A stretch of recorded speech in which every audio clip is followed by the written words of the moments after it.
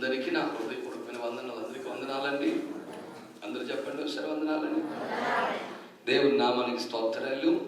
ప్రియ సంగమా, దేవుని బిడ్డలారా, గత 11 మాసములు కాపాడి దేవుడు 10 మాసములు కాపాడి దేవుడు ఈ 11 మాసంలో మనందరినీ కూడా తన సన్నిధిని పెట్టుకున్నాడు. దేవుని మహాకరికరము కృప ఇదంతా కూడా. దయచేసి దేవుని వాక్యంలోకి మనం అందరం కూడా ప్రవేశించి వాక్యంలో నుంచి కొన్ని విషయాలు ధ్యానం చేసుకుందాం. ఎందుకంటే దేవుని వాక్యమే మన పాదములకు దీపమై ఉంది, మన త్రోవలకు వెలుగై ఉంది. వాక్యము ఎక్కడైతే ప్రకటించబడుతుందో అక్కడెల్లా ప్రజల జీవితాలు వెలిగించబడతాయి. చాలామంది దేవుని వాక్యాన్ని అర్థం చేసుకోకనే చాలామంది అజ్ఞానులుగా ఉంటున్నారు. వాక్యం అర్థం కాకనే చాలామంది బుద్ధి, జ్ఞానము, వివేకము తెరవబడట్లేదు. వాక్యం అర్థమైన వారి బుద్ధి తెరవబడుతుంది, వివేకము తెరవబడుతుంది, ఆలోచన తెరవబడుతుంది, వారి హృదయము వెలిగించబడుతుంది. స్తోత్రం చెప్పండి. ఎప్పుడైతే నీ హృదయము వెలిగించబడుతుందో అప్పుడు నీ జీవితంలో కొత్త ఆలోచనలు వస్తాయి, కొత్త మనస్సు వస్తుంది. నీకు నువ్వే ఒక కొత్త వ్యక్తిగా కనబడతాం. స్తోత్రం, హల్లెలూయా. చాలా మందికి వాక్యం అర్థం కాక వారి జీవితాలు ఎప్పుడు చూసినా నిరాశలో ఉన్నట్టుగానే ఉంటాయి. దయచేసి బిడ్డలారా, వాక్యంలో సంతోషించాలి, వాక్యంలో ఆనందించాలి. స్తోత్రం, హల్లెలూయా. వాక్యంలో ఏం చేయాలండి? సంతోషించగలగాలి, వాక్యంలో ఆనందించగలగాలి. దావీదు భక్తుడు అంటాడు, వాక్యం దొరికినప్పుడు అట ఆయనకి క్రొవ్వు మెదడు దొరికినట్టుగా ఉంటుందట. స్తోత్రం, హల్లెలూయా. ఆయన వాక్యాన్ని ధ్యానిస్తున్నప్పుడు, ఆ వాక్యం తనకు దొరికినప్పుడు ఆ వాక్యాన్ని గురించి ఆయన అంటాడు, క్రొవ్వినటువంటి క్రొవ్వు మెదడు ఇది ఎంత శ్రేష్టమైందో అంత బాగా అనిపిస్తుంది నాకు వాక్యం ధ్యానిస్తూ ఉంటే అంటాడు. స్తోత్రం, హల్లెలూయా. అంటే చూడు, వాక్యంలో ఆనందించే వ్యక్తి తన జీవితం వేరుగా ఉంటుంది, తన ఆలోచనలు వేరుగా ఉంటాయి, తను వెలిగించబడతాడు, తన జీవితం వెలిగించబడుతుంది, తను కూడా ఒక నూతనమైన ఒరవడిలో జీవితాన్ని కొనసాగిస్తాడు. స్తోత్రం, హల్లెలూయా.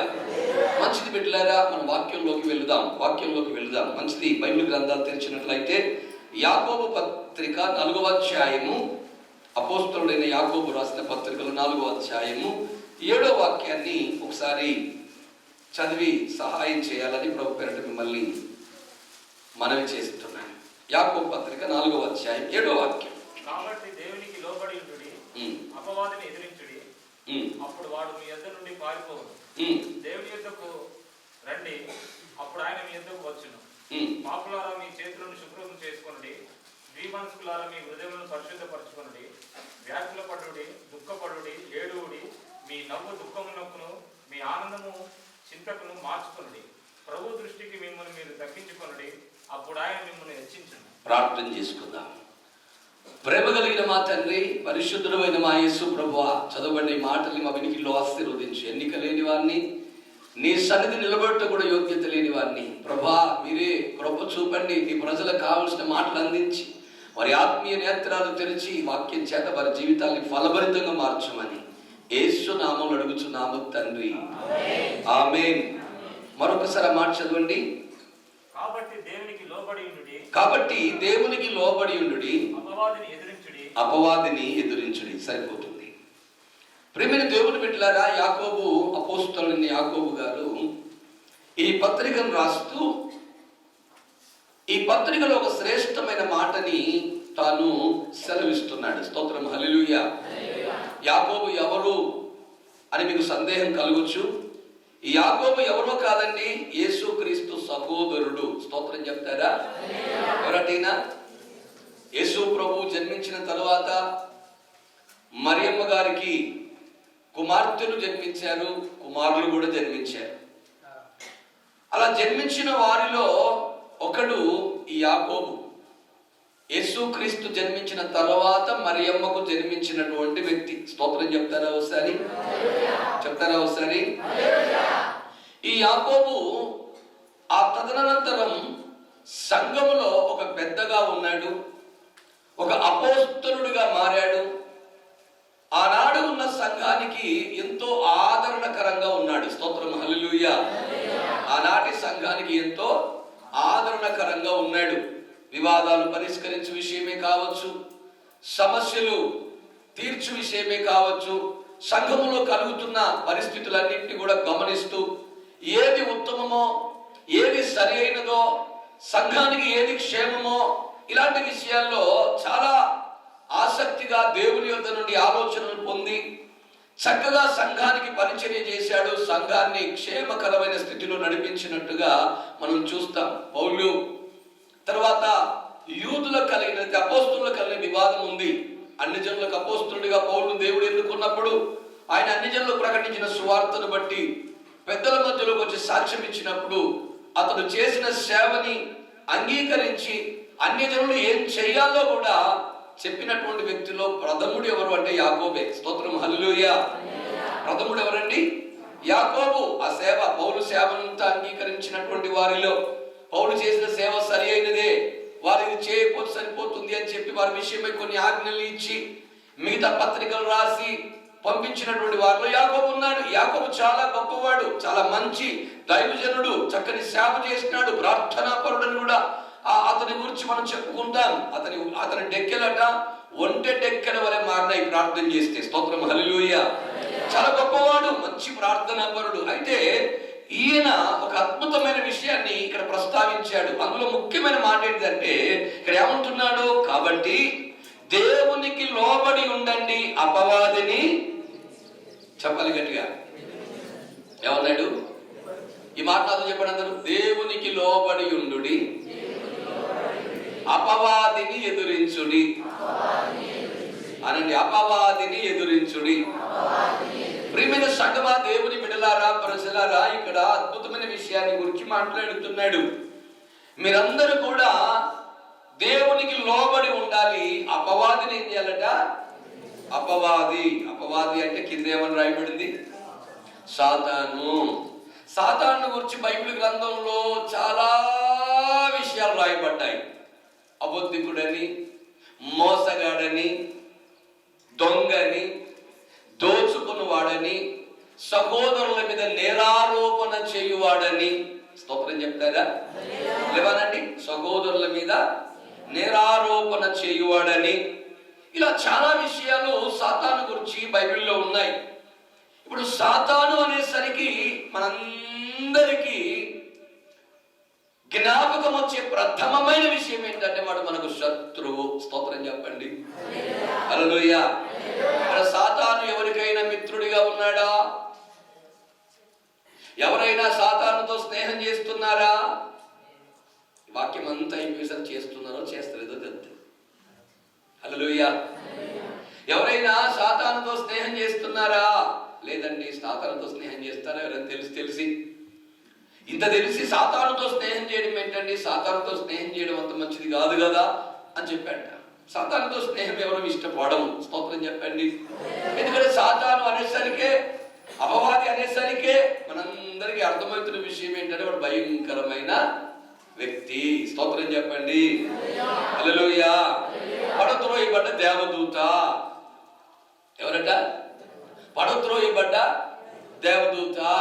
దేవునికి విరోధి, దేవుని సింహాసనానికి విరోధి, దేవుని అధికారానికి, ఆధిపత్యానికి విరోధి, దేవుణ్ణి ఎన్నడూ అంగీకరించలేని మనస్సు కలిగిన వాడు. స్తోత్రం చెప్పండి. దేవుణ్ణి ఎన్నడూ అంగీకరించని మనస్సు కలిగిన వాడు.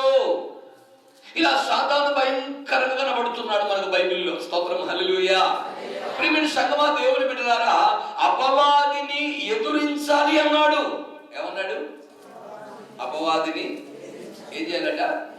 ఎదురించాలి. సంఘం ఏం చేయాలట? నిజంగా ఇది ఒక అద్భుతమైన విషయం అండి. దేవుని ఆలోచన అపోస్తలుడైన యాకోబు ద్వారా బయలుపరచబడుతుంది. అపవాదిని సంఘం ఏం చేయాలట? చెప్పాలి. దేవుని ఉద్దేశం ఏంటో తెలుసా? సాతానును సంఘమట తన పాదముల కింద చిత్తక ద్రొక్కాలి. స్తోత్రం చెప్పండి గట్టిగా. సాతానును సంఘం ఏం చేయాలి? అతని పాదాల కింద చిత్తక ద్రొక్కాలి. అది దేవుని ఉద్దేశం, దేవుని ఆలోచన నీ పట్ల, నా పట్ల, మనందరి పట్ల, సంఘము పట్ల. ఇక్కడ ఎంతమందికి ఆలోచన ఉంది? సాతాను నా పాదముల కింద చిత్తక ద్రొక్కాలి నేను అని. ఎంతమందికి ఉంది? వాళ్ళు ఒకసారి గట్టిగా చేతులు పైకి ఎత్తండి.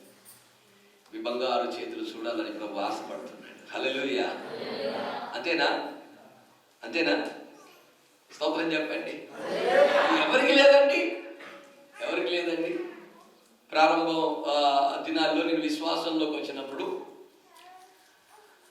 పాస్టర్ గారు వాళ్ళు ఆయా ప్రాంతాల్లో ప్రార్థనలు పెట్టి ప్రార్థనలు చేస్తున్నప్పుడు దయ్యాలు కేకలేసి దయ్యాలు పారిపోయేటి. స్తోత్రం. హల్లెలూయా. పెద్ద పెద్ద కేకలేసేటివి, చాలా అల్లరి చేసేది, గోల గోల చేసేటివి. నేను కూడా అప్పుడు అనుకునేవాడిని, నేను ప్రార్థన చేసినప్పుడు దయ్యాలు ఇట్లా గోల చేసి అల్లరి చేసి భయపడి కేకలు పెట్టి పొరగడితే బాగుండు అనుకునేవాడిని. హల్లెలూయా. నిజంగా ఎవరికైనా ఇలాంటి ఆశ ఉంటుంది. దేవుని నమ్ముకున్న తర్వాత, విశ్వాస జీవితంలోకి వచ్చిన తర్వాత ఎవరికి ఆశ ఉండదు చెప్పండి? ప్రతి ఒక్కరికి ఉంటుంది. ఉంటుందా? ఉన్నదా? ఎంతమందికి ఉన్నది? ఎంతమందికి ఉన్నది?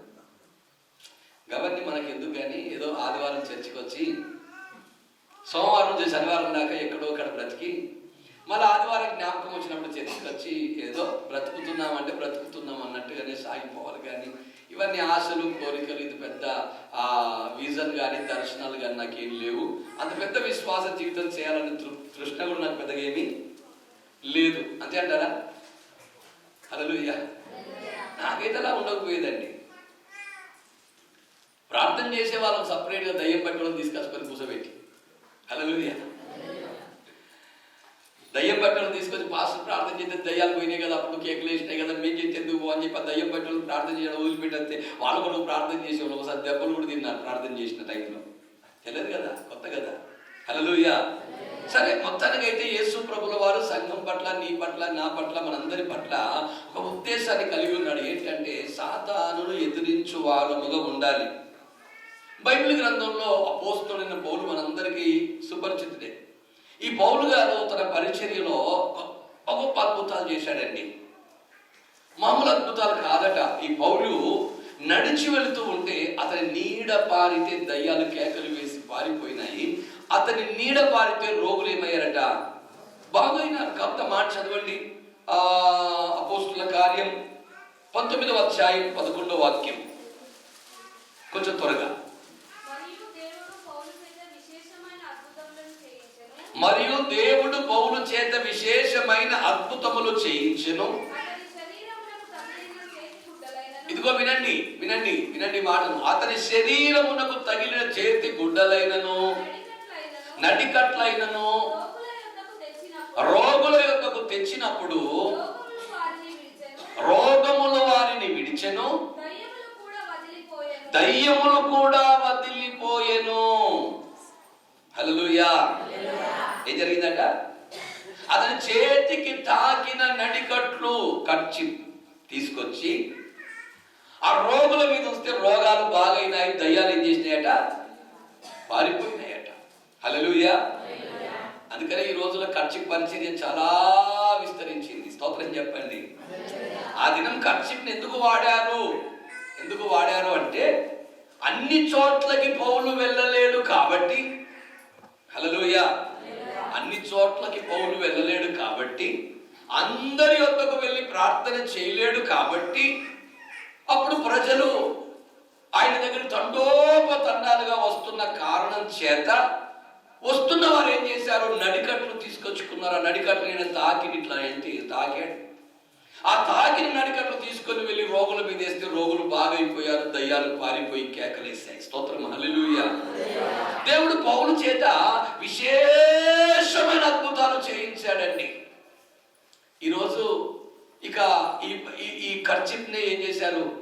పరిచర్యగా మార్చుకున్నారు, దాన్నే ముందు పెట్టుకున్నారు. ఇక అదే పని ప్రారంభించి చేస్తున్నారు చాలా మంది. దయచేసి బిడ్డలారా, కర్చిప్లో ఏమి లేదు కానీ ప్రభువులోనే అంతా ఉంది. స్తోత్రం చెప్పండి గట్టిగా. కర్చిప్లో ఏమీ లేదు కానీ ఎవరిలో ఉందట? ప్రభువులోనే ఉంది. దయచేసి గమనించండి. ఈ నడికట్లు తీసుకొని వెళ్ళి అక్కడ వేస్తే రోగులు బాగవడం, దయ్యాలు పారిపోవడం అక్కడ ఉన్న వారందరూ చూశారు. అలాగే పౌలు కూడా యేసు నామమును బట్టి దయ్యాలను వెళ్ళగొడుతూ ఉంటే, రోగులను బాగు చేస్తూ ఉంటే అక్కడ ఉన్న యూదులు, తర్వాత గారడి విద్య కలిగిన వారు, అక్కడ ఉన్నటువంటి మిగతా వ్యక్తులందరూ కూడా చూసి ఆశ్చర్యపడి తాము అనుకున్నారట ఇలాగున, ఏమనంటే మేము కూడా పౌలు వలె దయ్యాన్ని వెళ్ళగొట్టాలి. స్తోత్రం చెప్పండి. మేము కూడా ఆ పౌలు వలె రోగులను బాగు చేయాలి. స్తోత్రం చెప్పండి. ఏమనుకున్నారండి? మేము కూడా ఆ మాట కింద నీకు అట్లాగే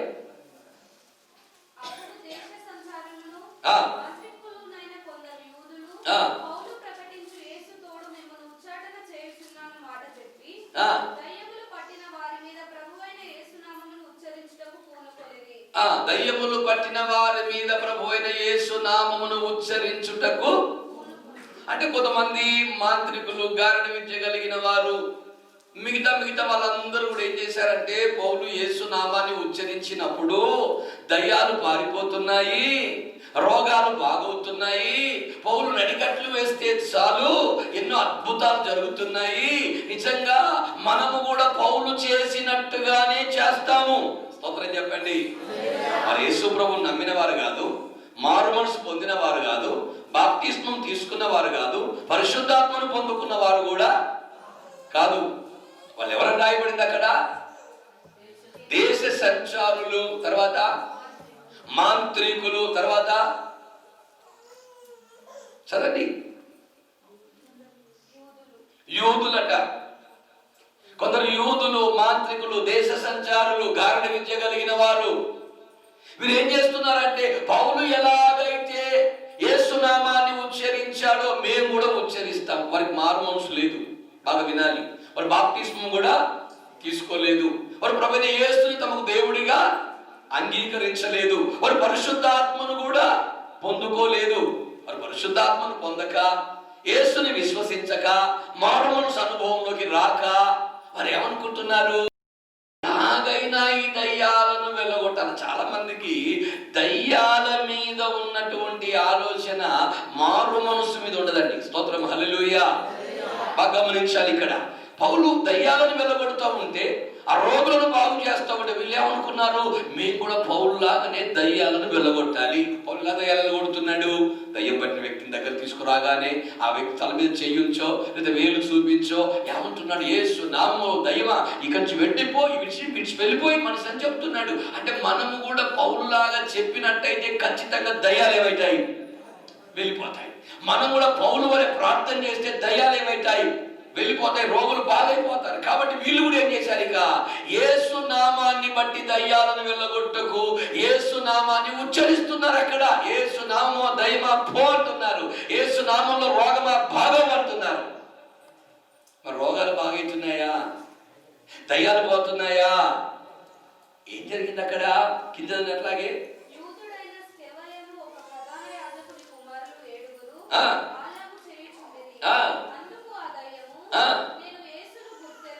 ఇదిగో ఇక్కడున్న సమస్య అంత. ఇప్పుడు ఇక్కడున్న సమస్య అంతేగా. స్తోత్రం, హల్లెలూయా. ఇదిగో ఆ దయ్యం అట. వీళ్ళు వెళ్ళి ఏం చేస్తున్నారు? స్కెవయాలనే యూదునికి 7 కుమారులు ఉండి వాళ్ళు ఇదే డ్యూటీ పెట్టుకున్నారు, ఇదే పని పెట్టుకున్నారు. ఇక పౌలు మంచిగా బాగా గణపరచబడుతున్నాడు.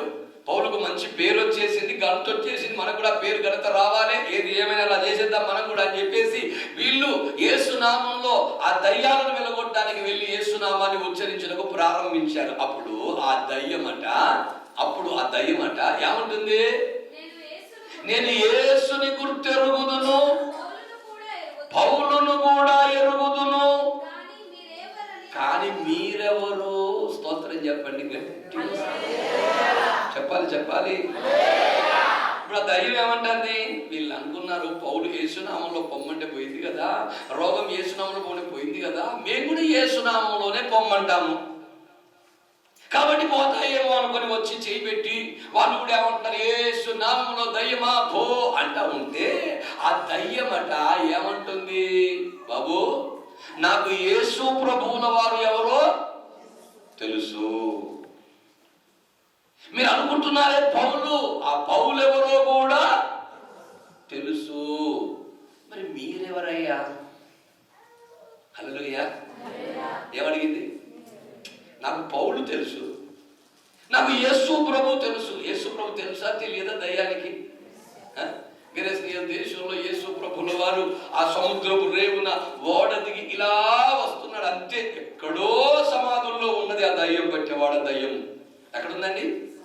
యేసు ప్రభు అడుగు పెట్టగానే పొరుగెత్తుకొని వచ్చేసి, సర్వోన్నతుడైన దేవుని కుమారుడా, నాతో నీకేం పని, నశింపజేయడానికి వచ్చిందివా అని సాగిలపడి కేకలు వేస్తా ఉంది. అంటే యేసు ప్రభువును సాతాను కరెక్ట్గా గుర్తించింది. హల్లెలూయా. గుర్తించలేదా? యేసు ప్రభు ఎవరట? సర్వోన్నతుడైన దేవుని కుమారుడు. ఇదే దయ్యము మరొక చోట అపోస్తలుడైన పౌలు నడుచుకుంటూ వస్తా ఉంటే ఆ పూతోలు దయ్యం, ఏ దయ్యం అండి?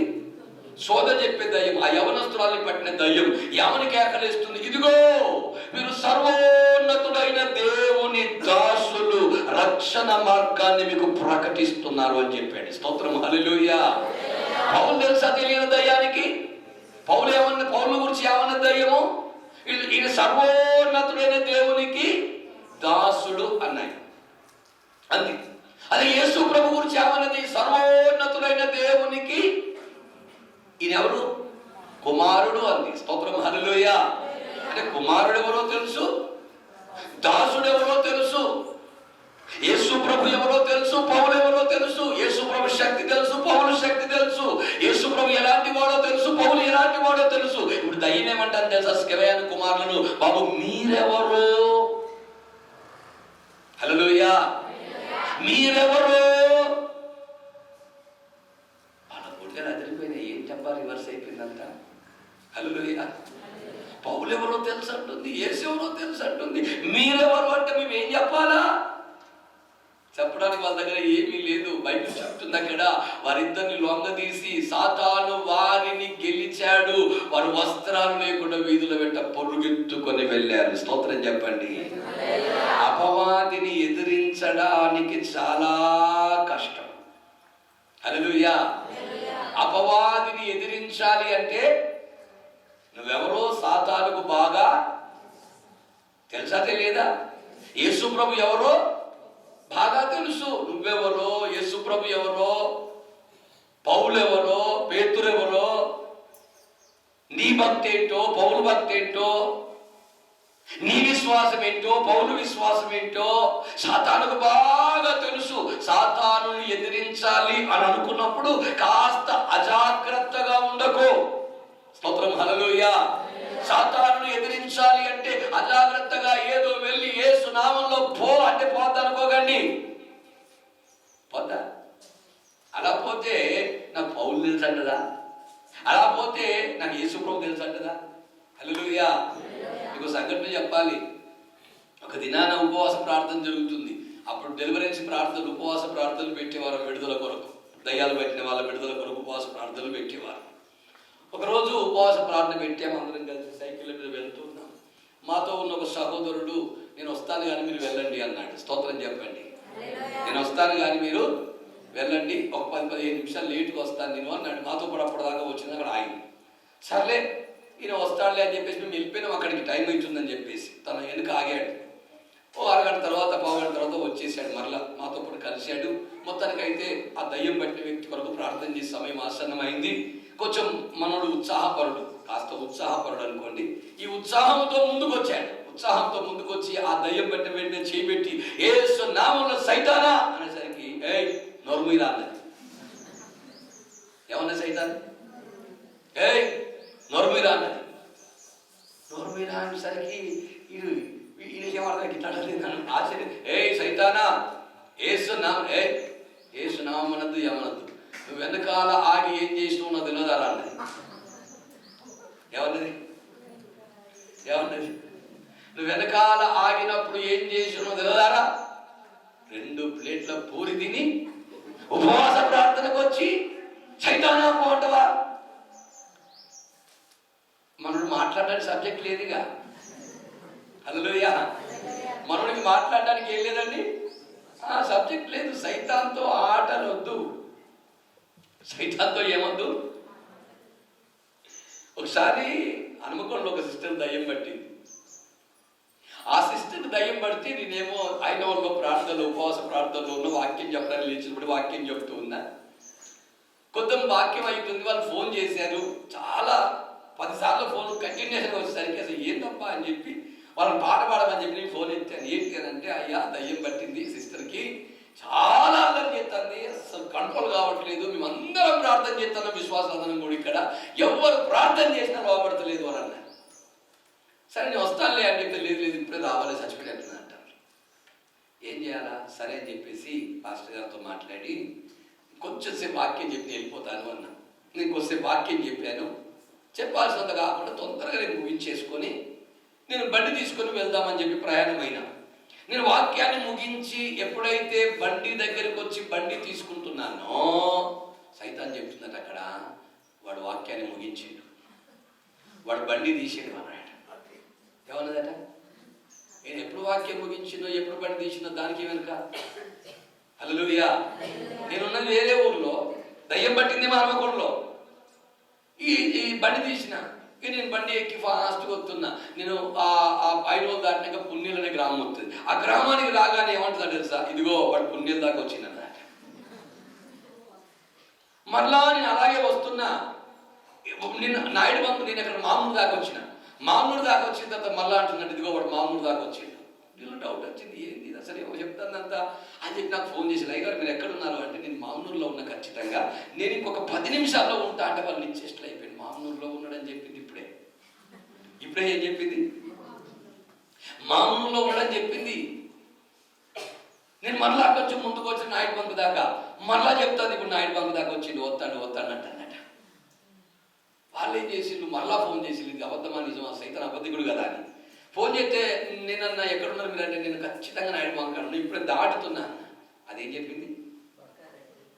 వాళ్ళకి ఇంకా భయం అవుతుంది, ఇది ఎందుకు విచిత్రంగా, ఇది మామూలు కాదు, ఇది సాధారణమైనది కాదుగా అని చెప్పి నేను ఇంటి ముందుకు వెళ్ళి ఇలా స్టాండ్ చేసి బండి దిగుతున్నా, వాడు ఇంటి ముందు పోయినట్ట. హల్లెలూయా. ఏమంటుంది వాళ్ళతో? ఆ ఇంటి ముందుకు వచ్చి పోండి. నేను దిగిన ఇంట్లోకి పోయినా అంటుంది, నువ్వు రావద్దని శత ప్రయత్నాలు చేసినా కూడా వచ్చినావు కదా. హల్లెలూయా. సరే, ఆ రోజు ప్రార్థన చేసినా గర్భించినంత అయ్యా వెళ్ళిపోయింది, అది ఆయన విడుదల పొందింది, మంచిగా అయిపోయింది. ఈ సంగతి తర్వాత ఆయన ఒక విషయం చెప్తున్నా, సాతాను మామూలు వ్యక్తి, సాతానును ఎదిరించడము అంత సాధారణమైన పని. చెప్పండి. ఈ స్కర్యాను కుమారులు ఏమనుకున్నారు? మేము ఎదిరిస్తాం సైతాన్ అనుకొని పోయి యేసు నామమును ఉచ్చరించేసరికి వాడు అంటున్నాడు, ఇదిగో నువ్వెవరో నాకు బాగా, యేసు ఎవరో తెలుసు, పౌలు ఎవరో తెలుసు, నువ్వెవరో తెలుసు. వాళ్ళని లొంగ తీసుకొని జయించిందట. వారు వస్త్రాలు లేకుండా పరుగెత్తు భయంకరమైన దుస్థితిలోకి వచ్చేసారు. స్తోత్రం చెప్పండి. ప్రియమైన సంగమా, దేవుని బిడ్డలారా, ఈ రోజు మనమందరం కూడా సాతానును ఎదురించాలి అంటే, లేక సాతాను మీద జయమును పొందాలి అంటే, లేక సాతానును శీఘ్రముగా మన పాదముల క్రింద చితక ద్రొక్కాలి అంటే, స్తోత్రం చెప్పండి, మామూలు విషయము కాదిది, సాధారణమైన విషయము కాదిది. కాబట్టి సంఘమైన దేవుని బిడ్డలందరూ కూడా ఆత్మ సంబంధమైన కొన్ని సత్యాలను కంపల్సరీ తెలుసుకోవాలి. హల్లెలూయా. ఆత్మ సంబంధమైన కొన్ని సత్యాలను అపోస్తలుడైన పౌలు ఏమంటాడు తెలుసా? మీరు చదవండి, ఎఫెసీ పత్రిక 6వ అధ్యాయం 10వ వాక్యం.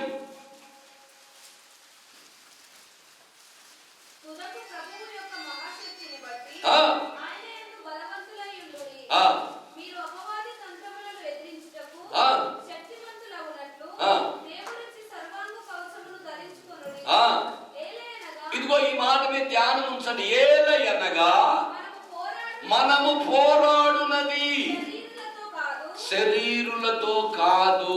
స్తోత్రం చెప్పండి. ఎవరితో కాదంటే మనం పోరాడేది? మనము పోరాడునది శరీరులతో కాదు. ఎవరితోనట? ప్రధానులతోనూ, అధికారులతోనూ, ప్రస్తుత అంధకార సంబంధులకు లోకనాథులతోనూ, ఆకాశ మండలమందున్న దురాత్మల సమూహముతోనూ. స్తోత్రం చెప్పండి. మనం పోరాడేది ఎవరితోనండి? మనం పోరాడేది ఎవరితో? మనం ఎదిరించాల్సింది ఎవరిని? అమ్మా, దారింట పోయే కుక్క పిల్లని కాదు. హల్లెలూయా. దారింట పోయే కుక్క పిల్లని ఎదిరించి నువ్వు వీరుడు అయిపోయినట్టుగా ఫీల్ అయితే సరిపోదు. స్తోత్రం చెప్పండి. మనం పోరాడేది ఎవరితోనట? ప్రధానులతో, అధికారులతో. ఎవరెవరు? ప్రధానులు, అధికారులు, తర్వాత లోకనాథులు. ప్రస్తుత అంధకార సంబంధులకు లోకనాథులతోనూ ఆకాశ మండలమందున్న దురాత్మల సమూహముతోనూ. స్తోత్రం చెప్పండి. మనం పోరాడేది మామూలుది కాదది. నువ్వు అనుకున్నట్టుగా ఏదో చిన్న విషయం కాదు ఇది. అపవాదిని ఎదిరించండి, అప్పుడు వీడు మీ ఎదురుని పారిపోతాడు. ఎదిరిస్తే పారిపోతాడు. యేసు నామములో సైతానా పో అంటే పోతాడు. పోతాడా? అంటాడు, నాకు పౌలు ఎవరో తెలుసు, నాకు యేసు ఎవరో తెలుసు, నాకు నువ్వెవరో తెలుసు. ఎలా పోయేది? సాతానును ఎదిరించినప్పుడు, సాతాను అంటే మీరు అనుకున్నట్టుగా సాధారణ విషయం కాదు. ఆకాశ మండలమందున్న దురాత్మల సమూహం. హల్లెలూయా. దురాత్మల సమూహం. ఒక దైవజనుడు ఆ మధ్య కాలంలో ఒక పుస్తకంలో రాశాడు ఇలా. ఆయన ప్రార్థన చేస్తూ ఉన్నాడట, మోకరించి ప్రార్థన చేస్తూ ఉన్నాడు. ప్రార్థన చేస్తూ ఉన్నప్పుడు ఆయనకు ఒక ఆలోచన కలిగింది.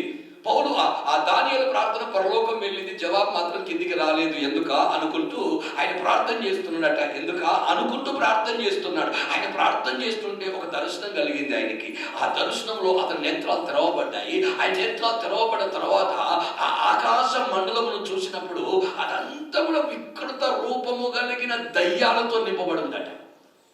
ఆకాశ మండలం అంతా ఎలా ఉందట? వికృత రూపము కలిగిన దయ్యాలతో నింపబడి ఉందట. స్తోత్రం, హల్లెలూయా. ఈయనకు అర్థం కాలా, ఇదేంటి ఆకాశంలో ఇంత భయంకరంగా గుంపులుగా సమూహాలుగా ఉన్నాయి, ఇవన్నీ ఏంటివి అని ఆలోచిస్తూ ఉంటే దేవుడు బయలుపరిచిన సత్యం ఏం తెలుసా? ఇదిగో దేవుని వాక్యంలో రాయబడింది కదా, ఆకాశ మండలమందున్న దురాత్మల సమూహములు. స్తోత్రం చెప్పండి. ఏంటవి? ఆకాశ మండలములో ఉన్న దురాత్మల సమూహాలు.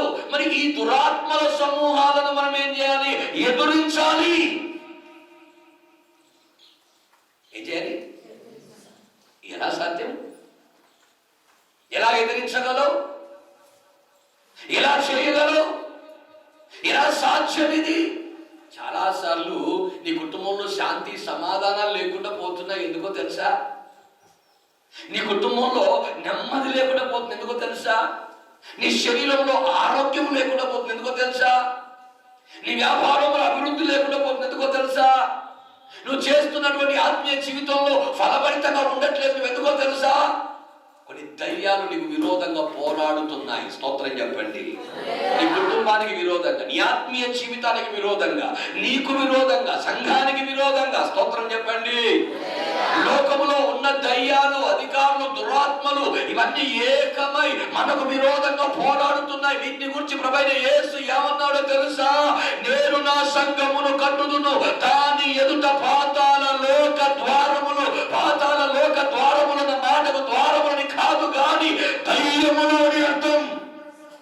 హల్లెలూయా. కొన్ని దయ్యాలట సంఘానికి విరోధంగా నిలవబడ్డాయి.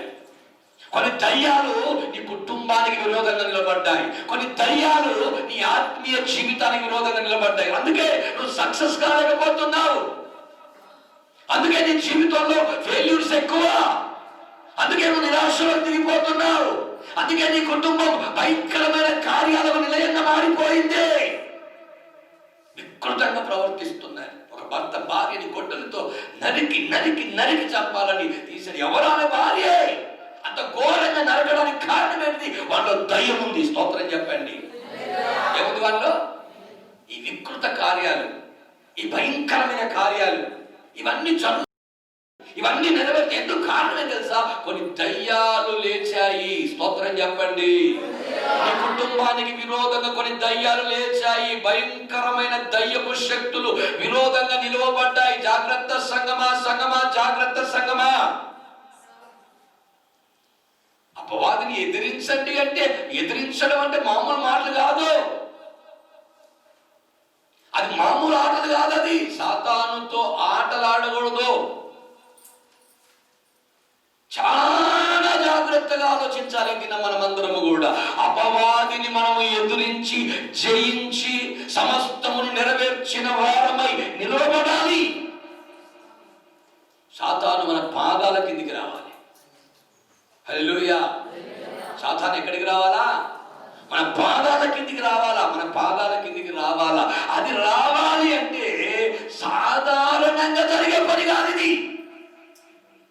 ఎందుకంటే పౌలు ఎవరో సాతానుకు తెలిసినప్పుడు, యేసు ప్రభు ఎవరో సాతానుకు తెలిసినప్పుడు, నువ్వెవరో సైతానుకు తెలియదా? నువ్వెవరో తెలిసిన సైతాన్ నీకు లోబడతాడా? హల్లెలూయా! నీకు లోబడతాడా? నీకు నీ మాట విని పారిపోతాడా?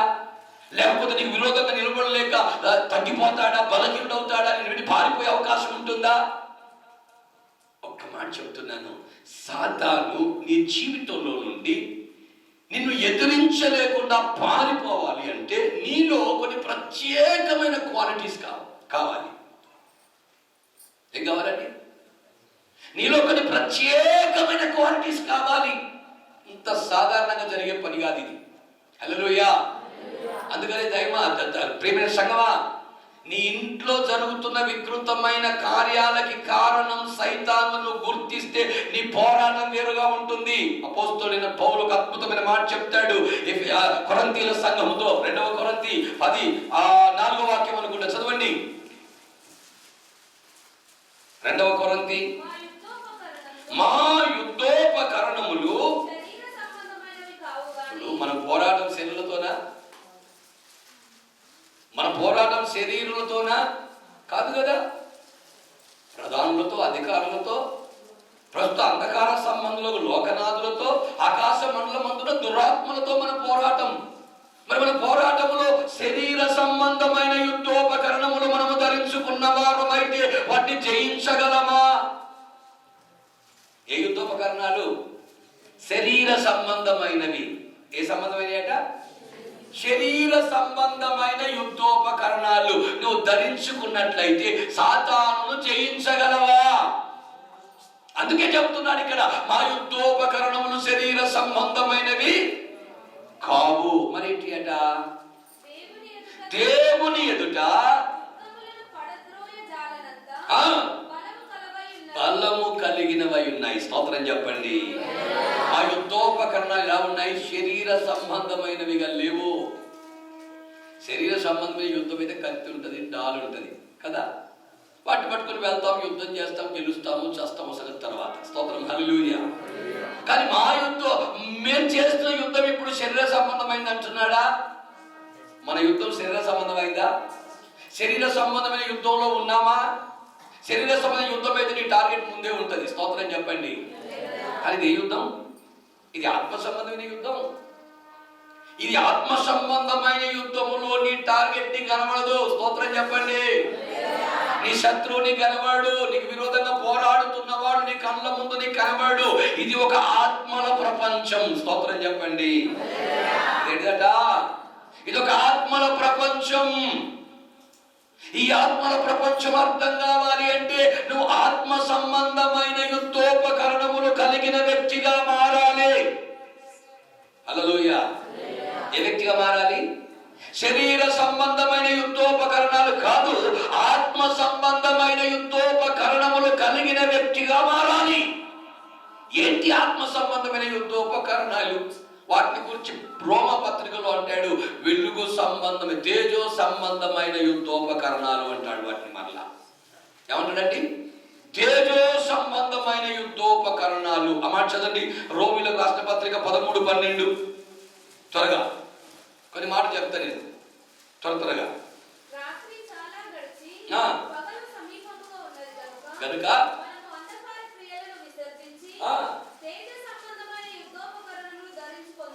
ఏ యుద్ధోపకరణాలట అవి? తేజో సంబంధమైన. తేజో సంబంధమైన అంటే అర్థం ఏంటంటే వెలుగు సంబంధమైన యుద్ధోపకరణములు. స్తోత్రం చెప్పండి. ఒక మాట చెప్పాలంటే వెలుగునే ధరించుకోవాలట. మనం ఏం ధరించుకోవాలి చెప్పాలి? ఏం ధరించుకోవాలా? వెలుగునే ధరించుకోవాలా. వెలుగు, వెలుగు. స్తోత్రం చెప్పండి. దాన్ని బైబిల్ గ్రంథంలో అపోస్తలుడైన పౌలు మరలా ఇలా చెప్తాడు. ఎలా తెలుసా? ఇదిగో సర్వాంగ కవచము. స్తోత్రం చెప్పండి. దాన్ని పౌలు గారు ఏమంటారు మరలా?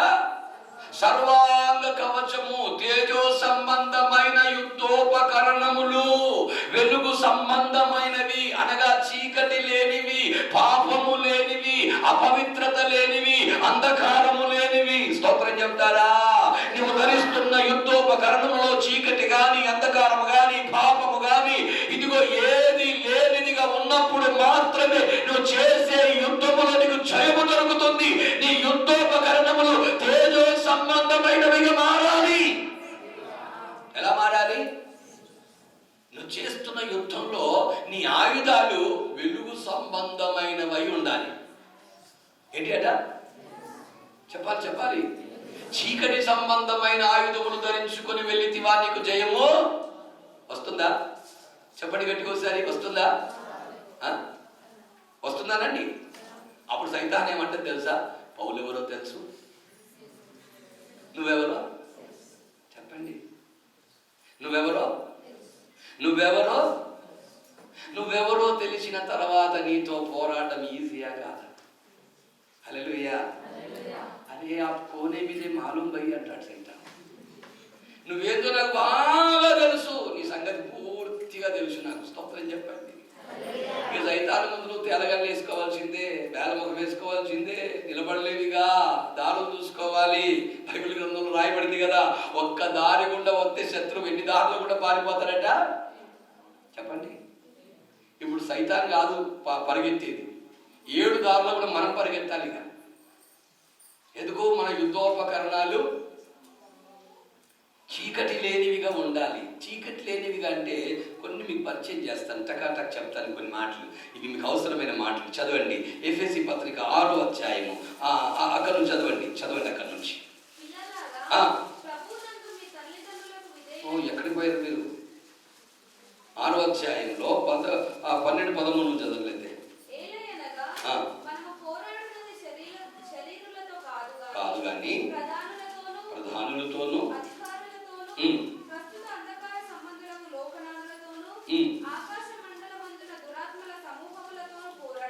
పోరాడుచున్నాము.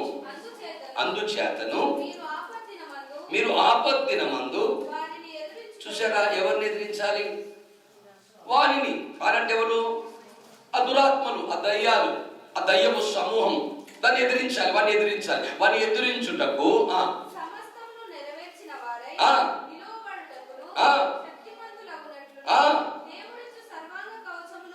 దేవుడు ఇచ్చు సర్వాంగ కవచమును ధరించుకోవాలి. అదే తేజో సంబంధమైన యుద్ధోపకరణం. సర్వాంగ కవచం అంటే తల మొదలుకొని అరిపాదం వరకు నిన్ను కప్పేది. స్తోత్రం చెప్పండి. తల మొదలుకొని ఎక్కడ దాకా? అరిపాదం వరకు నిన్ను కప్పేది. ఏంటప్ప ఇది? హల్లెలూయా. సర్వాంగ కవచము అన్నాడు దీన్ని. సర్వ అంగములను కప్పు కవచము. ఏమై ఉండొచ్చు సర్వాంగ కవచం అంటే? అన్ని అంగాలను కప్పగలిగిన కవచం ఏంటిది? అది ఏదై ఉండొచ్చు? అది ఏదై ఉండొచ్చు? మీకు ఒక మంచి మాట చెప్తా. ఏలియా పరలోకానికి ఆరోహణం అవుతున్నప్పుడు ఏలియా దగ్గర నుంచి కింద పడదు ఏంటిదండి? దుప్పటి. హల్లెలూయా. ఆ దుప్పటి ఏలియా మీదికి వచ్చిన ఎలీషాకి ఎప్పుడైతే దొరికిందో దాన్ని పట్టుకున్న ఎలీషా యోర్దాను కొడితే దుప్పటితో 2గా చీలిపోయింది యోర్దాను. వాస్తవం చెప్పాలంటే ఈ దుప్పటి దేవుని అభిషేకానికి సాదృశ్యము. స్తోత్రం చెప్పండి. దేనికండి ఈ దుప్పటి? దేనికి సాదృశ్యం? అందుకే లూకా సువార్తలో కూడా ప్రభు అంటాడు, మీరు పైనుండి శక్తిని పొందుకునేంత వరకు యెరూషలేములో ఉండండి, ఎక్కడికి వెళ్ళొద్దు అంటాడు. దాన్ని ఇంకొక తర్జుమాలో ఇలా రాయబడింది, పైనుండి దుప్పటి మీ మీదికి వచ్చేంత వరకు అని. స్తోత్రం. హల్లెలూయా. చెప్పండి గట్టిగా ఒకసారి. ఇంకో దుప్పటి అంటే మనల్ని కప్పేది. ఇప్పుడు మనం రాత్రి పడుకున్నామా? చలికాలమే కదా, పడుకున్నప్పుడు దుప్పటి ఎలా కప్పుకున్నారు? మొత్తం ముసుగు పెట్టుకుంటాం, అవునా కాదా? అది మొత్తం కప్పుతలేదు మనల్ని. ఒక మాట చెప్పాలంటే దుప్పటి నిన్ను ఎలా కప్పుతూ ఉన్నదో అలాగున దేవుని అభిషేకము నిన్ను పూర్తిగా కప్పాలి. అంటే నువ్వు పూర్తిగా పరిశుద్ధాత్మని ఆధీనంలోనికి రావాలి. అర్థమైంది ఏమన్నా? లాస్ట్ వాళ్ళకి అర్థమైంది ఏమన్నా? అర్థమైందా మేఘనా? ఏం చేయాలి? మనసు పెట్టి వినండి ఇక్కడ. హల్లెలూయా. ఏం చేయాలట? ఈ దుప్పటి అంటే పూర్తిగా పరిశుద్ధాత్మునికి సాదృశ్యం, అభిషేకానికి సాదృశ్యం, ఆత్మకి సాదృశ్యం. ఈ ఆత్మట మనల్ని పూర్తిగా ఏం చేయాలి? అరిపాదం మొదలుకొని తల వరకు కప్పేయాలి మనల్ని. స్తోత్రం చెప్పండి. అందుకనే అపోస్తుల కార్యంలో చూస్తే ఆ ఆత్మ వారి దిగి వచ్చినప్పుడట అగ్ని నాలుకలు విభాగించబడి ఒక్కొక్కరి మీద వ్రాలగా, ఒక్కొక్కరి మీద ఏం చేసినట్టు ఇలా ఏం చేసినట్ట? వాడడం అంటే కప్పడము. హల్లెలూయా. వాడడం అంటే అర్థం ఏంటండి? ఒక్కొక్కరి మీద రాయబడింది, లోపల రాయబడలా, మీద రాయబడింది. ఒక్కొక్కరి మీద వ్రాలగానే కప్పగా, అంటే పరిశుద్ధాత్మ చేత సంఘము లేకపోతే నీవు నేను మనమందరము కూడా ఇలా కప్పబడి ఉండాలి. అది సర్వాంగ కవచం, వెలుగు సంబంధమైన తేజో సంబంధమైన యుద్ధోపకరణం. హల్లెలూయా. ఎంతమంది ఈ పరిశుద్ధాత్మలో కప్పబడ్డారు? హల్లెలూయా. మీకు విషయం తెలుసా? పరిశుద్ధాత్మలో కప్పబడడం అంటే పరిశుద్ధాత్ముని లోపల ఉండడం. పరిశుద్ధాత్ముని లోపల నువ్వు జీవించాలి అంటే ఆయన పేరే పరిశుద్ధాత్మ. ఆయన పేరే ఏం పేరు? పరిశుద్ధ ప్లస్ ఆత్మ. పరిశుద్ధమైన, చెప్పండి చెప్పండి, పరిశుద్ధ ప్లస్ ఆత్మ అంటే అర్థం ఏంటిది? పరిశుద్ధమైన ఆత్మ. స్తోత్రం చెప్పండి. పరిశుద్ధమైన ఆత్మ నీ మీదకి వచ్చి నిన్ను కప్పినప్పుడు నీవు కూడా ఎలా ఉండాలట? పరిశుద్ధమైన వ్యక్తిగా ఉండాలి దేవుని సన్నిధిలో. ఏ కొంచెము అపవిత్రత నీలో కనబడ్డా కూడా పరిశుద్ధాత్మ నీ మీద ఉండడు, నిన్ను విడిచిపెట్టి వెళ్ళిపోతాడు. స్తోత్రం చెప్పండి.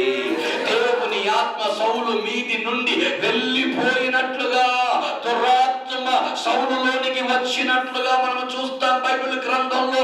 సంగమా దేవుని ప్రజలారా, బిడ్డలారా, పరిశుద్ధాత్ముడు మన మీదికి వచ్చి ఒక దుప్పటి వలె మనల్ని కమ్ముతూ ఉన్నప్పుడు ఆయన పరిశుద్ధమైన వాడు గనక మనములో పరిశుద్ధులమై ఉంటే ఆ అభిషేకం మన మీద ఉంటుంది. ఆ అభిషేకం మన మీద ఉంటే ఆకాశ మండలమందున దురాత్మల సమూహాలు మన పాదముల కింద ఉంటాయి. హల్లెలూయా. చెప్పండి గట్టిగా. నీ పాదాల కింద ఉంటాయి. అరే ఆ అభిషేకం నీ మీద ఎప్పుడు ఉంటుంది? తెల్లవారు లేచి అబద్ధాలేనాయి. హల్లెలూయా. ఏంటి అండి? లేచి అబద్ధమైనాయి, కూర్చుంటే అబద్ధమైనాయి. అక్కడ రాయబడింది ఏమో తెలుసా? ఆ కింద అవుతే కొన్ని యుద్ధోపకరణాలు రాసింది అక్కడ. అచరణ మాటలు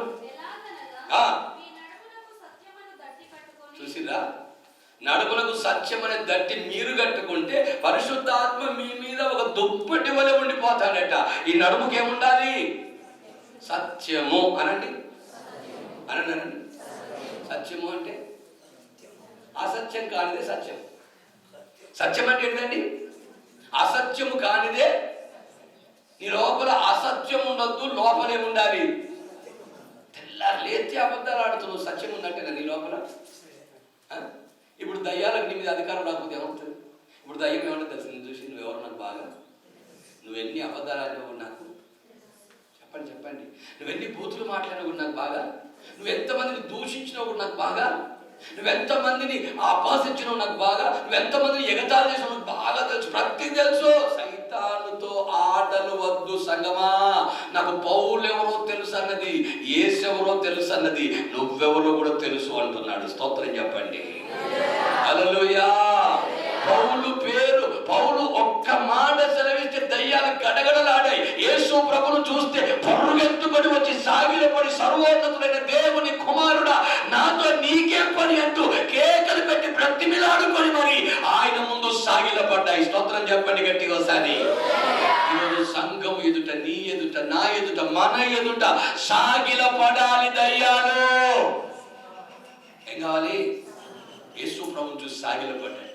ఎందుకు సాగిలపడతలేవు? సత్యం లేదు లోపలే లేదండి. హల్లెలూయా. సత్యము నువ్వు ఎక్కడ ఉన్నది సత్యమే. హల్లెలూయా. అంతరంగంలో సత్యమును కోరుతున్నాడు దేవుడు. దేవుడు ఏం కోరుతున్నాడ అంటే లోపల ఏదైతే ఉందో బయట నువ్వు అలాగే ఉండాలి. బయట ఎలాగైతే ఉన్నావో లోపల అలా ఉండాలి. నువ్వు సత్యముగా ఉండాలి. స్తోత్రం చెప్పండి. లోపల ఒకటి ఉండి బయట ఇంకో రకంగా మాట్లాడితే, బయట ఇంకో రకంగా మాట్లాడుతూ లోపల ఇంకో రకంగా ఉంటే నువ్వు సత్యమేనా? నువ్వెవరు?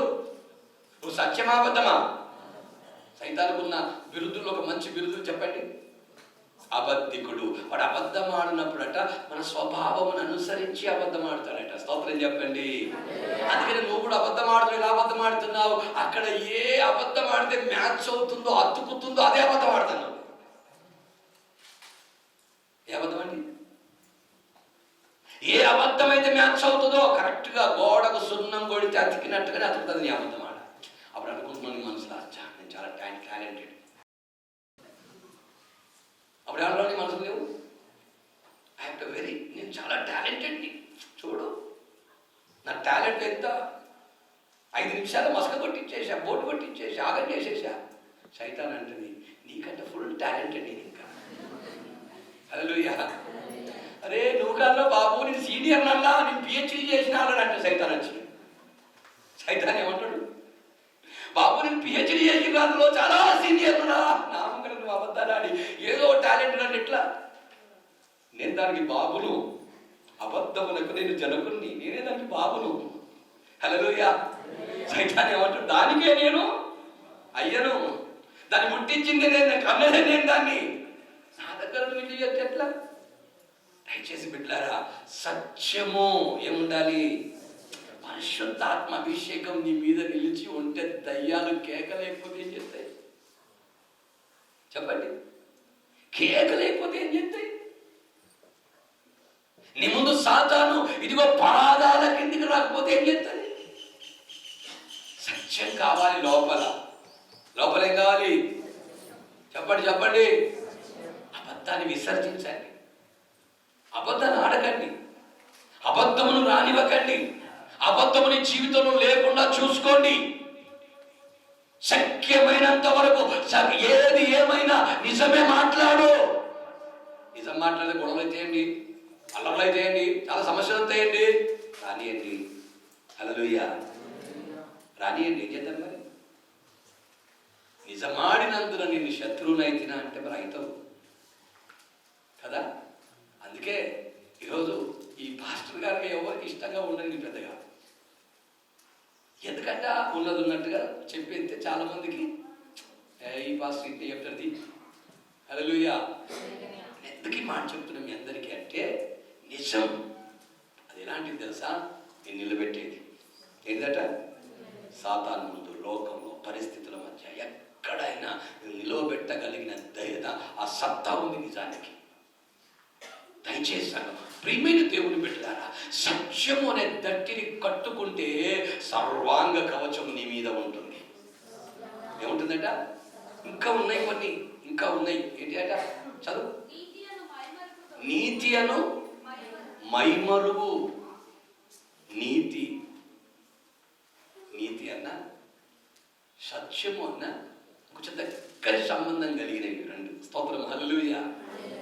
నీతి అన్న సత్యము అన్న ఈ రెండు ఎలాంటి అట? దగ్గరి సంబంధం కలిగినటువంటి మాటలు ఈ రెండు, నీతి సత్యములు. హల్లెలూయా. తర్వాత పాదములకట సమాధానము అనే జోడు ఉండాలట. అంటే మన జీవితంలో మనకి ఏముండాలి? సమాధానము అనండి. యేసు ప్రభు ఎవరండి? సమాధాన పుత్రుడు. ఆయన పేరేం పేరు? ఆశ్చర్యకరుడు, ఆలోచనకర్త, నిత్యుడగు తండ్రి, సమాధాన. సైతాను సమాధానానికి విరోధి. కానీ యేసు ప్రభులో వారు ఎవరండి? సమాధానానికి కర్త. ఈరోజు సంగమా ప్రియమైన దేవుని బిడ్డలారా, నీవు సమాధానమును కలిగి ఉండాలి. శక్యమైతే సమస్త మనుషులతో మనం ఏం కలిగి ఉండాలట? సమాధానం. సమాధానం. స్తోత్రం చెప్పండి. ఏంటండి సమాధానం? సమాధానానికి మించింది ప్రపంచంలో ఇంకేముంది చెప్పండి? సమాధానానికి మించింది ప్రపంచంలో ఏముందండి? ఏముందండి? సమాధానాన్ని ప్రేమించండి, సమాధానము కలిగి ఉండండి, సమాధానాన్ని ఒక జోడుగా తొడుక్కోవాలి. మనం ఏం తొడుక్కోవాలి? జోడుగా. కాళ్ళకి చెప్పులు వేసుకుంటాం కదా, ఆ చెప్పులను ఏమన్నాడు తెలుసా? సమాధానం. చెప్పులు లేకుండా పోగలుగుతాం మనం? ఏం చేయగలుగుతాం మనం? చెప్పులు లేకుండా ఏ చిన్న పనైనా చేయడానికి ముందుకు వెళ్తామా? ఈ రోజుల్లో ఇంకా ఎక్కువ ఇన్ఫెక్షన్స్ వస్తున్నాయని చెప్పేసి లోపల కూడా, ఇంట్లో కూడా చెప్పులే వాడతాను. ఇంట్లో వాడే చెప్పులు వేరు, బయట వాడే చెప్పులు వేరు. స్తోత్రం చెప్పండి. వాష్రూమ్ వాడే చెప్పులు వేరు, మళ్ళా బెడ్రూమ్లో వాడే చెప్పులు వేరు మళ్ళా. ఎందుకట? అవి మనల్ని సంరక్షిస్తున్నాయి కనుక. హల్లెలూయా.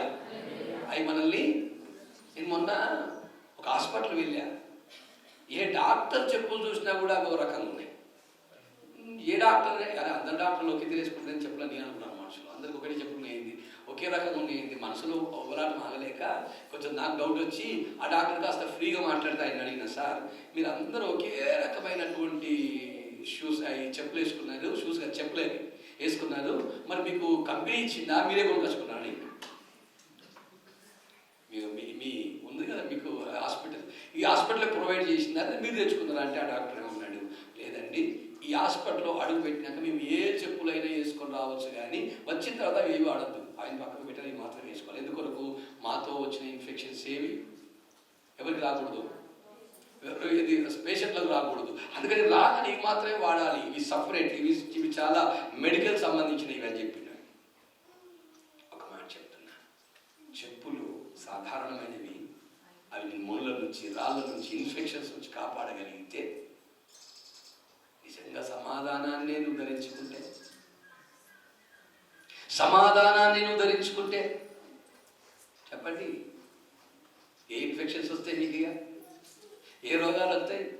ఏ రోగమైనా నీ ముందు నిలబడుతుందా? ఏ దయ్యమై నిలబడుతుందా?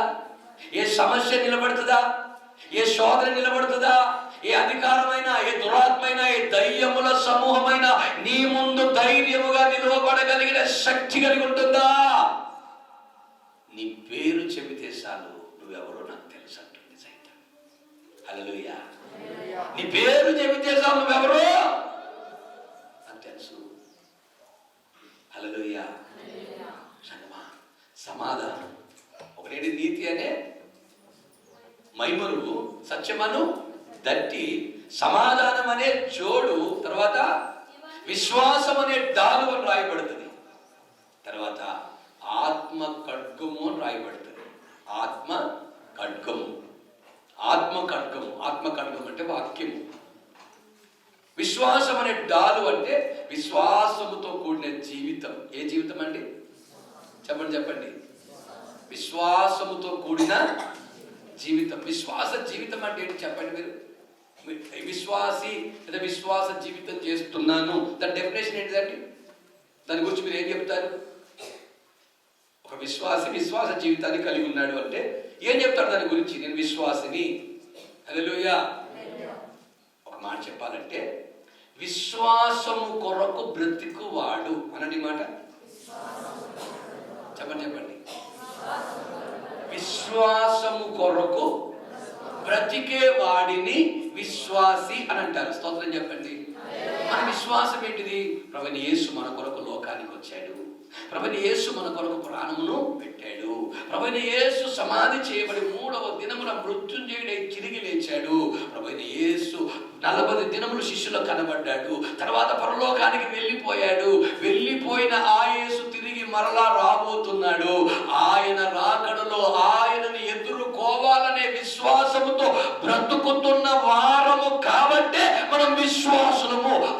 ఆ విషయాన్ని నమ్మాము. ఆ విషయాన్ని ఏం చేసామండి? బాప్టిజం తీసుకున్నప్పుడు మేము అడుగుతాం కదా, మనం 11 మంది బాప్టిజం ఇచ్చాను.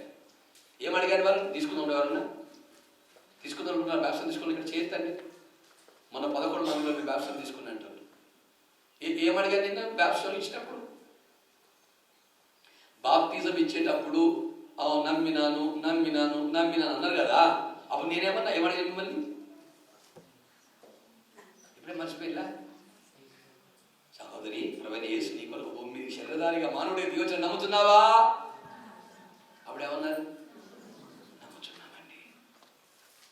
ప్రభువైన యేసు నీ కొరకు, నీ పాపముల కొరకు, నీ రోగముల కొరకు కల్వారులో 3 రేకుల మీద రక్తమును ప్రాణములు పెట్టాడని, మరణించాడని, సమాధి చేయబడ్డాడని నమ్ముతున్నావా అంటే నమ్ముతున్నామన్నారు. తిరిగి లేచాడని, పరలోకానికి వెళ్ళాడని, తిరిగి వస్తాడని నమ్ముతున్నావా? నువ్వు ఏదైతే నమ్మి బాప్తిస్మం పొందినవో ఆ నమ్మిన దాని కొరకు నువ్వు బ్రతకాలి భూమి మీద. అర్థం కాలే? ఇంకా ఎంతమందికి అర్థమైంది మాట? నువ్వు ఏదైతే నమ్మి బాప్తిస్మం పొంది దేవుళ్ళలోకి వచ్చావో దాని కొరకు బ్రతకాలి.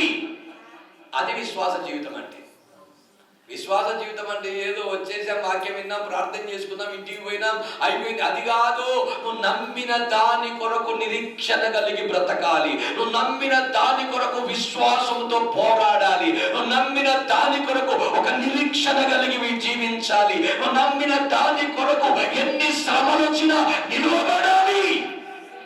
నువ్వు నమ్మిన దాని కొరకు ఎన్ని శ్రమలు వచ్చినా, ఎన్ని కష్టాలు వచ్చినా, ఎన్ని నిందలు వచ్చినా, అవమానాలు వచ్చినా, వెలివేతలు వచ్చినా, వ్యతిరేకతలు వచ్చినా, అవసరమైతే నీ కత్తి నీ మెడ మీద పెట్టి చంపడానికి సిద్ధపడ్డా నువ్వు దేన్ని నమ్మావో దాని కొరకు చావాలి. నువ్వు నమ్మిన దాని కొరకు బ్రతకడానికైనా చావడానికైనా సిద్ధపడ. అది విశ్వాసం అంటే.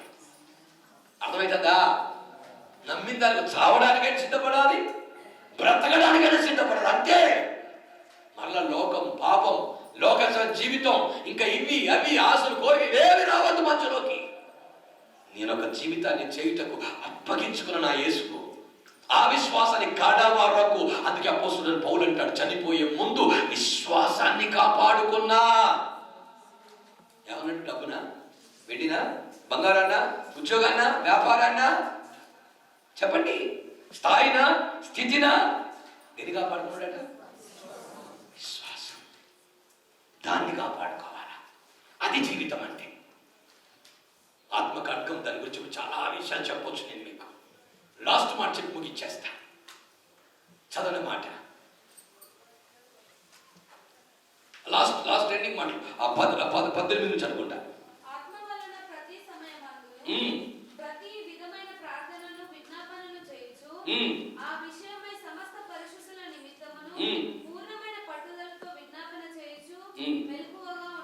సరిపోతుంది. స్తోత్రం చెప్పు. అందరూ బిగ్గరగా చెప్పండి.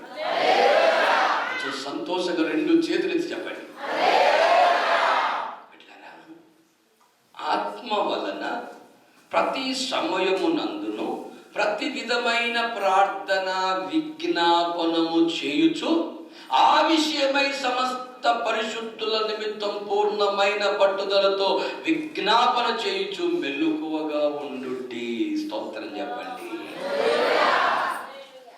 ప్రార్థన చేయాలి, విజ్ఞాపన చేయాలి. సంఘం ఏం చేయాలి? ప్రార్థన అంటే వాక్యాన్ని ధ్యానించి ప్రార్థన చేయండి, అది ప్రార్థన. వాక్యానికి ముందు ప్రార్థన చేయండి, అది ప్రార్థన. ఆరాధనకు ప్రార్థన చేయండి, ప్రార్థన. విజ్ఞాపన అంటే ప్రార్థన కాదది. హల్లెలూయా. విజ్ఞాపన వేరు, ప్రార్థన వేరు. విజ్ఞాపన అంటే కొన్ని సంగతులను తీసుకొని వాటి కొరకై దేవుని సన్నిధికి వెళ్ళి విలపించి ఏడ్చి కన్నీళ్లతో దేవునికి మొరపెట్టడం, దాని విజ్ఞాపన అంటాం. స్తోత్రం చెప్పండి. హల్లెలూయా. అదే మాట అంటాడు, సమస్త పరిశుద్ధుల నిమిత్తము. ఎవరి నిమిత్తం? ఇక్కడ ఒక చిన్న మాట అందరూ అడుగుతారండి, ఎంతమంది ఉదయకాలం లేవగానే మా కొరకు మేము ప్రార్థన చేసుకుంటున్నాము అనే వాళ్ళు ఉన్నారు ఇక్కడ? హల్లెలూయా. లేదండి, లేవగానే పరిశుద్ధుల కొరకు ప్రార్థన చేస్తాం ఏమంటారు ఎంతమంది ఇక్కడ? హల్లెలూయా. హల్లెలూయా. బిడ్డలారా, పరిశుద్ధుల కొరకు అంటే సంఘములో ఉన్న బిడ్డలందరి కొరకు, లోకములో ఉన్న పరిశుద్ధుల కొరకు, సేవకుల కొరకు, సంఘాల కొరకు, సంఘము కొరకు ప్రతి విశ్వాసి పట్టుదల కలిగి విజ్ఞాపన ప్రార్థనలు సమర్పించాలి దేవుడికి. హల్లెలూయా. ఇదట ప్రతి విశ్వాసి లోపల ఉండాలి. నేను విశ్వాసిని అనుకోగానే సరిపోదు. హల్లెలూయా. చాలా మంది కష్టం రాగానే ఇక మోకాల మీద పడ్డారా, ఓ ఏడుపు కాకపోతే ఏడుపు కాదు. ఇక అది ప్రార్థన తప్పట్లేదు నేను, కానీ రోజు విజ్ఞాపన కూడా చేయాలి కదా. పరిశుద్ధుల నిమిత్తం పట్టుదల కలిగి ప్రార్థన చేయాలి కదా. ఆ రాయబడిది అలాగున పట్టుదల కలిగి ప్రార్థన చేయాలి. మెలకువగా ఉండాలి జీవితంలో. ఎలా ఉండాలండి? చెప్పండి. మెలకువ అంటే నేను నిద్రించి తిని కానీ నా మనస్సు మేలుకొనే ఉన్నది అని పరమగీతాల్లో రాయబడ్డది. హల్లెలూయా. నిద్రించడము, మెలుకోగలిగి ఉండడం అంటే అర్థం ఏంటి తెలుసా? మనం పడుకోకుండా ఉంటామా? చెప్పండి. బైబిల్లో ఒక ఇద్దరు పడుకున్నారు అని రాయబడింది. ఒకడు ఎత్తబడ్డాడు, ఒకడు విడవబడ్డాడు అని రాయబడ్డది. అవునా కాదా? ఇద్దరు పడుకొనే ఉన్నారు ఒక మంచాల, కానీ ఒకరు ఎత్తబడ్డారు, ఒకరేమో విడవబడ్డారు. అర్థం ఏంటిది? పడుకున్నప్పుడు కూడా మనం ఎత్తబడతామనే కదా. ఎత్తబడతామని ఉందా, విడవబడతామని కదా. అంటే పడుకోవడం అనే శరీర నిద్ర గురించి చెప్పాలి. అక్కడ మెలకువ అంటే ఆత్మలో మెలుకోగలిగి ఉండాలి సంఘం. ఎక్కడండి? చూడండి, గాఢ నిద్రపోయాడు సంసోను. ఏం పోయింది ఆయన జీవితంలో నుంచి? దేవుడు అతనికి ఇచ్చిన అభిషేకం పోయింది. అభిషేకం పోయిన తర్వాత ఆయన ఏమైపోయాడు? అంధుడైపోయాడు, దౌర్భాగ్యుడైపోయాడు, దిక్కులేని భయంకరమైన చావుకు కారణంగా మారిపోయింది ఆయన స్థితి. దయచేసి ఒక మంచి మాట చెప్తున్నాను, మెలకువ కలిగి ఉండండి. మెలకువ ఏం కలిగి ఉండాలి? ఆత్మలో మెలకువగా ఉండాలి. ఎప్పటికీ ఆత్మలో ఎలా ఉండాలండి? ఒక మెలకువ కలిగిన జీవితం. ఆత్మలో ఏం కలిగిన జీవితం ఉండాలి? ఒక మెలకువ. అంటే ఇప్పుడు మనము మెలుకొని ఉన్నప్పుడు మన చుట్టూ ఏం జరుగుతుందో మనకు అంత అర్థమవుతుంది. అలాగే ఆత్మలో కూడా నువ్వు మెలకువగా ఉంటే నీ చుట్టూ ఏ దయ్యాలు పనిచేస్తాయో నీకు అర్థమవుతాయి. హల్లెలూయా. ఆత్మలో నువ్వు మెలుకోగలిగి ఉంటే నీ చుట్టూ ఏ దయ్యాలు పనిచేస్తాయో నీకు బాగా, అప్పుడు వాటితో పోరాడడం నీకు చాలా తేలికైపోతుంది. హల్లెలూయా. ఇలాంటి జీవితంలో నువ్వు ఉంటే అప్పుడు సర్వాంగ కవచం నీ మీద ఉంటుంది. అప్పుడు దయ్యాలను నువ్వు మాట సెలవిస్తే చాలు. ఆయన నోటి మాట చేత దయ్యములను అనండి మాట. ఆయన నోటి మాట చేత దయ్యములను చెప్పండి. పెద్ద కట్టబడుకులు వచ్చిందా? కాదు కదా. ఎలా? ఇప్పుడు మీరు కూడా సింపుల్, నోటి మాట చేత. ఏం చేత? అయ్యా ఆ దయ్యం అసలే పోతలేదయ్యా. పోతలేదని నీ లోపలే లోపం ఉంది. అయ్యా శోధన బాగా అవుతుంది అయ్యా, రాత్రి అంతా నిద్ర కూడా ఉండలేదు, అసలే మొత్తం నిద్ర పడతలేదు. నిద్ర ఉండదు, పొద్దులు లేసరి ప్రాణం అంతా అలసిపోయి పులిసిపోయి దెబ్బలు కొట్టినట్టు ఉంటుంది. ఎందుకట్లయితుంది? రాత్రి అంతా దయ్యంతో దెబ్బలు పడవు. హల్లెలూయా. చేసి బిడ్డలారా, ఈరోజు దేవుడు నీతో మాట్లాడుతున్నాడు. నువ్వు కనుక మెలకువ కలిగిన జీవితంలోకి వచ్చేస్తే ఆత్మ నీ మీదికి అలాగ దిగి వస్తాడు. ఆత్మ ఎప్పుడైతే నీ మీద అలాగ ఉండిపోతాడో నోటి మాట చాలు. ఏం చాలు? పెద్ద కేకలేసి పో, అవసరమే లేదు. యశ్వరావు అన్నాడు, అయితానా ఈ నడిచిపెట్టి ప్రభా అప్పు అందులో ముందుకు ఆసరైపోండి. వెళ్ళిపోయినా ఏమున్నాయా? ఎన్నేటవి? ఎన్ని దయ్యాలవి? సేన అంటే 2000 నుంచి 6000 ఉన్నాయట. 6000 దయ్యాలను యేసయ్య సింపుల్గా పో అన్నాడు. అంతే. ఏమన్నాడు? ఒక్క దయ్యానికి చెమటలు పడతాయి. ఎన్ని దయ్యాలకు? ఒక్క దయ్యమే, ఒక్కటే దయ్యానికి నీకు చెమటలు పడతాయి. ఆల్రెడీ పని అయిపోతుంది, బేజారైపోతున్నావు, పరిశానైపోతున్నావు. ఒక్క దయ్యానికి 6000 జస్ట్ మాట సెలవించడంతే. ఒక్కటి లేదు వాళ్ళ లోపల. స్వస్థ చిత్తులై వాడు ప్రశాంతంగా ప్రభు పక్కన తెల్లటి వస్త్రాలు వేసుకొని కూర్చున్నాడట. ఎంత శక్తి ఉంది ఆయన మాటలో. నీ మాటలో కూడా ఆ శక్తి కనబడాలి. హల్లెలూయా. నీ మాటలు కూడా ఏం కావాలా? ఆ శక్తి కనబడాలి. ఆ శక్తి కనబడాలి. రండి మోకాళ్ళ మీదకి. ఆ శక్తి కనబడాలి ఇప్పుడు మీ లోపల. రండి మోకాళ్ళ మీదకి. మౌనంగా ఉండదు అందరూ. దేవుని స్తుతించాలి. ఇప్పుడు ఆ శక్తి కనబడాలి. ఎవరు లేవద్దు, అడిగి పోవద్దు. ఒక 5 నిమిషాలు ప్రభువుకు అప్పగించుకుందాం. దేవుని శక్తి మిమ్మల్ని కమ్ముకుంటుంది. దేవుని అభిషేకం మీదకి దిగి వస్తుంది. ఆత్మ వస్త్రము వలె సర్వాంగ కవచమై మన మీదకి దిగి వస్తున్నాడు. స్తోత్రం స్తోత్రం స్తోత్రం స్తోత్రం స్తోత్రం స్తోత్రం.